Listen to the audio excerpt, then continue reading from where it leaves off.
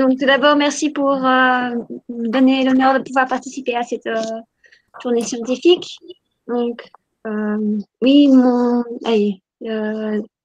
paper ou l'analyse parle de deux espaces sociaux, café et hôtel, dans les romans d'auteurs juifs et deux spécifiques, Anna Gmeyer, Café du Dôme, et Klaus Mann, Der Vulkan. Et donc, le but de l'analyse est de... Est-ce que vous m'entendez bien? Parce que j'ai des problèmes de connexion Internet. Oui, je vous entends très bien. D'accord. Et donc, le but est d'analyser la représentation littéraire de ces deux espaces sociaux dans les romans de ces deux auteurs juifs, et de les comparer à la fonction qu'ont repris ces espaces sociaux dans la vraie vie, notamment aussi dans la vraie vie des personnes exilées. Pour cela, il faut bien sûr regarder les représentations typiques de ces espaces. Par exemple, le café est typiquement représenté comme une sorte de salle d'attente. C'est ainsi que je reprends les mots de Hermann Kirsten, qui dit que les cafés, ce sont les Wartesaale der Poésie, surtout lors de la période autour de la Seconde Guerre mondiale, et donc Wartesaal der Poésie, ça veut dire salle d'attente, oui, salle d'attente de la poésie. Cette caractéristique peut être considérée comme une caractéristique intrinsèque du café, mais en même temps, elle est aussi une suite de la situation dans laquelle se trouvent les auteurs exilés. Et on reviendra à ça par après. Mais ce n'est pas uniquement le café, ce sont en fait les espaces alimentaires en général. Ces espaces ont souvent une grande importance pour les personnes en diaspora, dont les personnes exilées font bien évidemment en partie. Et je reprends pour cela, ou je réfère pour cela à Marie-Blanche Fourcade, qui a fait une analyse, une recherche sur les Arméniens vivant en diaspora à Montréal, intitulée Autour d'un café arménien, la rencontre d'un goût, le partage d'une expérience diasporique. Il s'avère que autant à domicile, donc par exemple dans la cuisine ou dans la salle à manger, que dans les cavéanes, qui est le mot arménien pour café, donc là on parle vraiment du bâtiment de café, l'expérience de boire ce café typique traditionnel a une certaine importance culturelle. Et pour ceci est suite à un certain codex ou une certaine nature codifiée, c'est-à-dire, j'ai perdu mon fil, techniques de préparation spécifiques, parfois même des habits spécifiques, typiques ou culturels, et alors encore certains rituels de sociabilité. D'autres exemples de cette nature codifiée dans les cafés ou les espaces similaires sont les maisons de thé en Chine, la cérémonie de thé au Japon, et même, pour prendre un exemple de café dit européen, le Irish Pub, qui à chaque fois ont leur propre rite culturel ou importance culturelle. En dehors de cette importance sociale et culturelle qui est reliée aux espaces comme le café et les restaurants, il y a aussi une certaine notion de résistance. Je reprends ici les mots de Jean-Pierre Poulain. En temps de péril, la cuisine et les manières de table sont des lieux privilégiés de résistance. Par ces mots-là, il veut dire que en temps de péril, les personnes vont plus fortement s'accrocher à leurs habitudes alimentaires ou les règles culturelles, les notions culturelles qui sont liées à la nourriture, le café et ainsi de suite. Donc, pour ces raisons, il en va de soi que les espaces liés à l'alimentation et le café jouent un rôle important dans la littérature de l'exil allemand. Comme déjà dit, il y a cette notion de persécution de péril, et deux, il y a la notion de l'importance culturelle et sociale. Ceci n'explique pas encore pourquoi la notion ou la fonction de salle d'attente est tellement mise en avant et en avantage ou en avance. Et pour cela, je reprends l'œuvre Café du Dôme d'Anna Gmeyer et je vais utiliser mon PowerPoint si j'arrive à partager l'écran.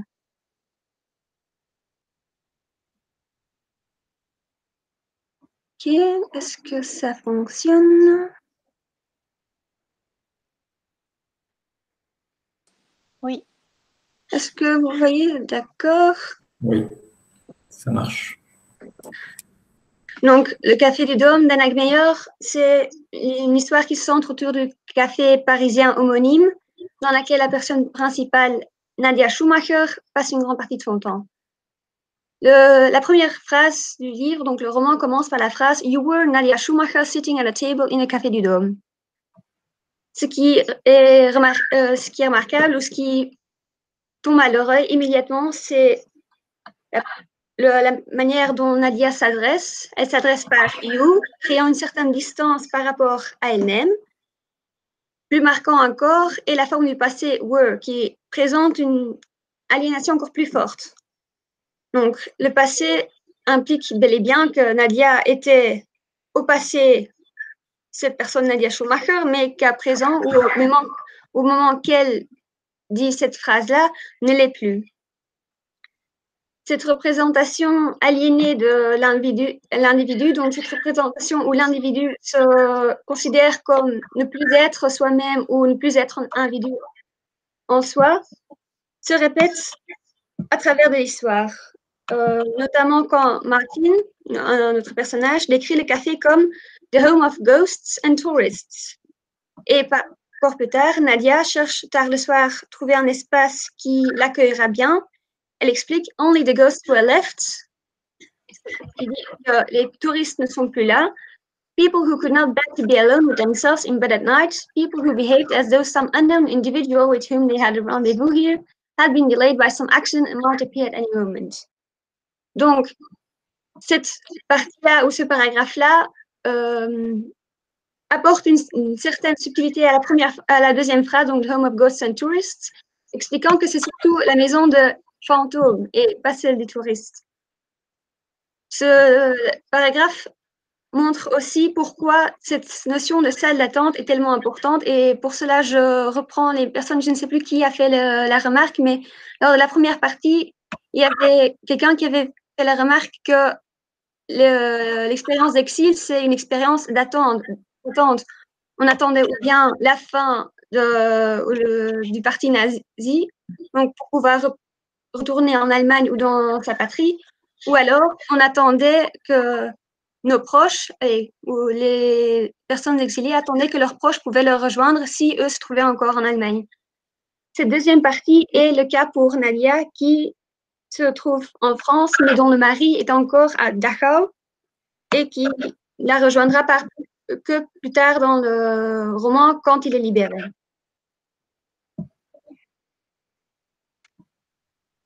Alors.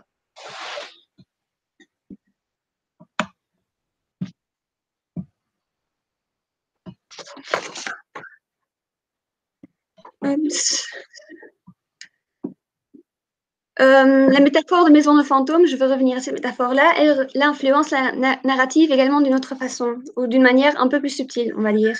Donc, le café est la scène principale du roman. Donc, toutes les rencontres, les interactions, les discussions et les résolutions de problèmes ont lieu au sein de cet espace, mettant ainsi la reste de la ville en Paris en arrière-plan. Et ceci donne une impression que ce qui se passe lorsqu'on est dans la ville de Paris n'a pas vraiment d'importance pour la vie des individus. C'est ainsi que Nadia remarque à Martin, Do you realize that you're the first person I've talked to for the last 6 months? I've spoken to a good many people, of course, on everyday matters, the concierge, shopkeepers, but one forgets how to talk to people, really. Donc, les discussions qui ont eu lieu en dehors du café, qui alors est considéré comme un espace à part, n'ont pas eu d'importance dans sa vie ou qui n'étaient pas importants assez pour considérer comme une vraie discussion pour Nadia. Elle reprend cette même idée quand elle dit « Here too, the streets belong to someone else », quand elle cherche à nouveau un endroit qui l'accueillera et qui, pour cette raison, l'amène alors de se retrouver à nouveau dans le Café du Dôme. Cette substitution, donc, la narrative indique que l'espace du café est une sorte de maison illusoire, une maison de fantôme, et cette substitution d'une vraie maison par une maison de fantôme ou une maison illusoire est un thème récurrent dans la littérature d'exil. Je réfère pour cela à Transit d'Anna Segers, dont l'intrigue ici a lieu à nouveau dans un espace alimentaire, mais c'est une pizzeria. Le roman dont je vais parler par après, Der Vulkan, Roman unter Emigranten de Klaus Mann, qui ici raconte l'histoire d'un éventail de personnes, tous se trouvant en état d'exil ou en état de diaspora. Ou alors encore les romans d'exil de Vicky Bang, où ici, à nouveau, c'est un espace illusoire, mais au lieu d'être un espace comme le café, c'est l'hôtel. Maintenant, pour passer à la suite, oui. Donc, comme le rôle se trouve également dans, comme j'ai déjà dit, Der Vulkan, Roman und Emigranten, et ici, il se retrouve à plusieurs reprises. On le retrouve même dans l'espace du quotidien, qui n'est pas vraiment l'espace du quotidien, vu que les personnes se trouvent tous en diaspora ou alors en état d'exil. Et pour ça, je reprends le paragraphe de professeur Abel, qui indique de ne pas se sentir chez soi dans sa nouvelle maison. Donc, vous trouverez le paragraphe en allemand sur le PowerPoint. Je vous lis la traduction en français. Donc, il essaya de rendre sa chambre aussi confortable que possible. Il utilisait pour cela des livres et des photographes.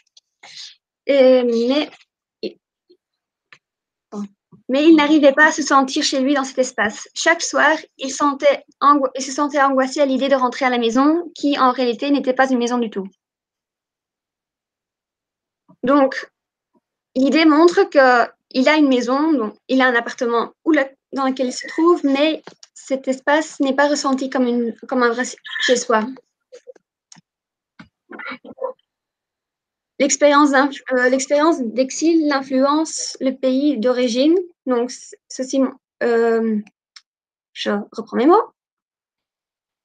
L'œuvre, donc le roman de Thomas Mann, montre que l'expérience d'exil influence également le pays d'origine, qui n'est plus vraiment ressenti comme un chez-soi. Ainsi, un autre personnage dans le roman, Kikju, qui lui qui lui vient de l'Amérique du Sud, remarque quand on lui donne la possibilité de retourner chez soi, nach Hause, wie seltsam es klingt. Donc, rentrer à la maison, comme ça sonne bizarre, je n'ai pas de maison. J'ai vécu trop longtemps avec les sans-abri. Je leur appartiens. Mes frères sont deux. Marcel, mon grand frère, est-ce qu'il avait une patrie? Il était sans patrie. Aussi remarquable est le fait qu'il change entre l'allemand et le français.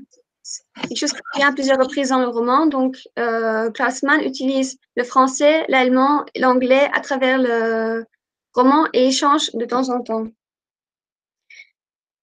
Et ceci renforce encore l'idée de ne pas avoir de pays d'origine ou de patrie, ni d'avoir une vraie langue maternelle. Ce qui revient aussi dans le paragraphe, c'est l'idée d'une appartenance à un groupe d'individus en raison d'une expulsion par rapport au pays d'exil. C'est le même sentiment d'exclusion qu'on a vécu en Café du Dôme avec Nadia qui se sentait exclue de Paris et qui, pour cette raison, se sentait liée aux personnes qui aussi fréquentaient le Café du Dôme.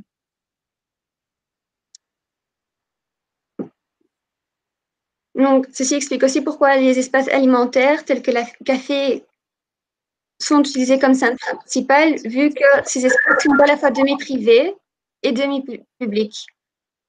Et les aspects codifiés dont j'ai déjà parlé rendent possible de créer des liens avec des individus qui se trouvent dans une même situation et de se garder à un certain script, vu que cette nature codifiée fait qu'on doit suivre certaines règles pour bien être accepté l'un de l'autre.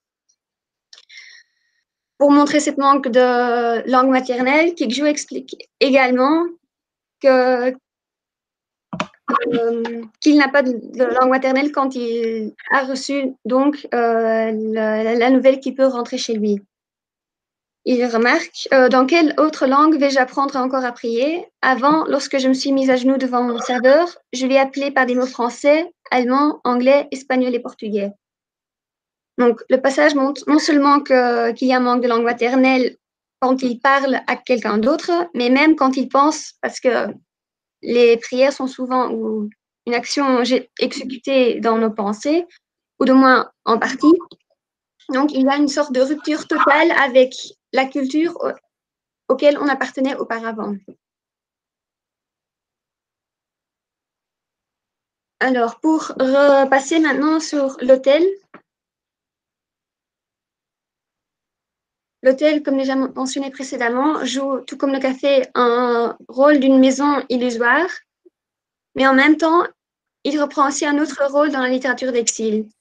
Là où le café peut être vu comme un espace de résistance, l'hôtel se transforme en espace de persécution. Ceci résulte bien évidemment de la situation en Allemagne à cette époque-là ou même en Europe par après. Nous avons par exemple l'hôtel Lloyd à Amsterdam qui servait d'espace de ségrégation pour les Juifs qui avaient fui pour les Pays-Bas, ou encore, comme l'ont déjà nommé plusieurs personnes auparavant, le Gestapo qui ont utilisé les chambres d'hôtel pour emprisonner des ennemis politiques. Je réfère pour cela à, par exemple, Die Schachnovelle de Stefan Zweig ou encore Hotel Berlin de Vicky Palm. Dans Café du Dôme, cette idée de persécution apparaît également, mais d'une manière plus subtile. L'hôtel est donc, qu'est-ce qu'un hôtel? Un hôtel est un espace social qui permet des personnes de divers milieux, de diverses origines, de séjourner dans un même espace. C'est ainsi que, lors de la Seconde Guerre mondiale ou vers cette époque, les exilés pouvaient se retrouver dans le même espace que les personnes qui les persécutaient. Donc, ici, dans le cas pour, par exemple, M. Abel, les personnes du parti nazi.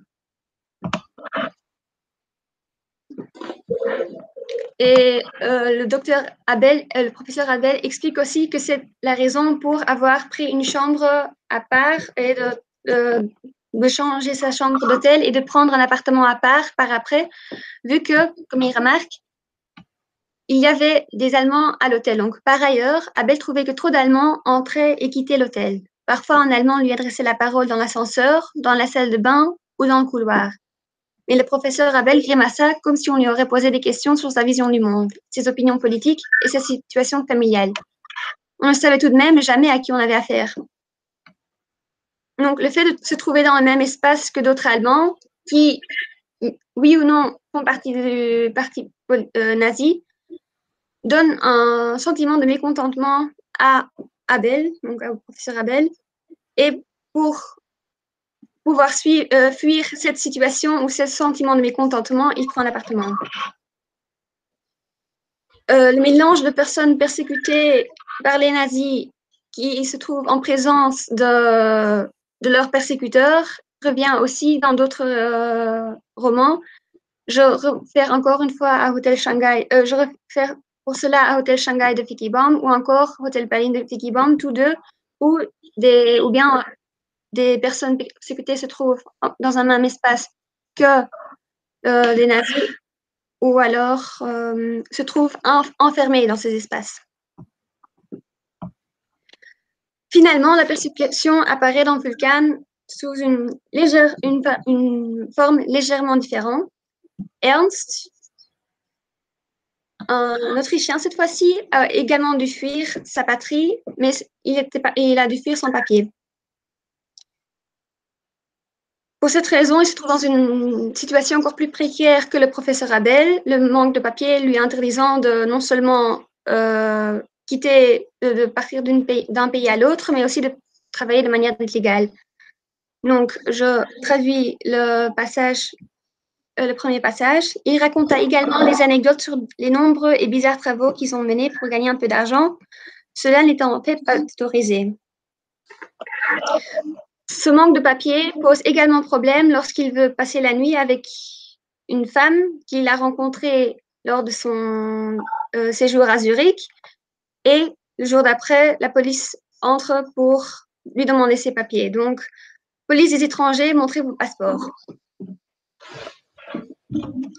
Donc, la fonction d'hôtel comme espace international résulte dans une exclusion du professeur Abel de manière peut-être involontaire, mais elle est une raison de son exclusion et pour cela, elle se transforme en espace de persécution, même quand elle n'est pas utilisée ainsi de manière volontaire, comme est le cas pour l'hôtel Lloyd Amsterdam ou encore les hôtels de chambre du Gestapo.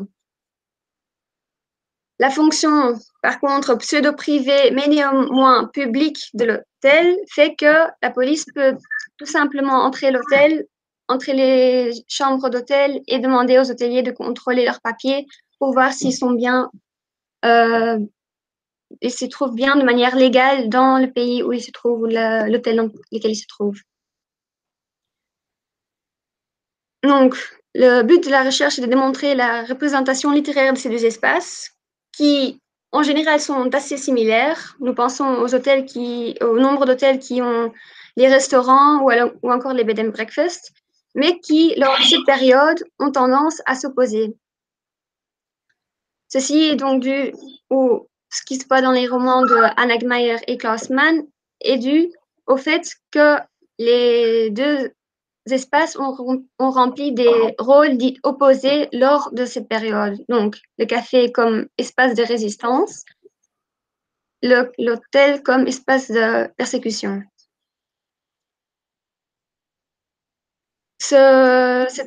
Donc, pour conclure, l'hôtel est généralement représenté comme un espace de persécution et de conclusion parce que l'espace social qui est ouvert à tous fait qu'il n'est ouvert qu'à un certain nombre de personnes, la présence de certains entraînant l'exclusion directe de certains autres, tandis que le café comme espace qui promue le sentiment de lien, l'appartenance à une culture ou à un groupe de personnes qui aussi fréquentent le café pour des raisons et des autres, promue alors le sentiment d'inclusion et de résistance.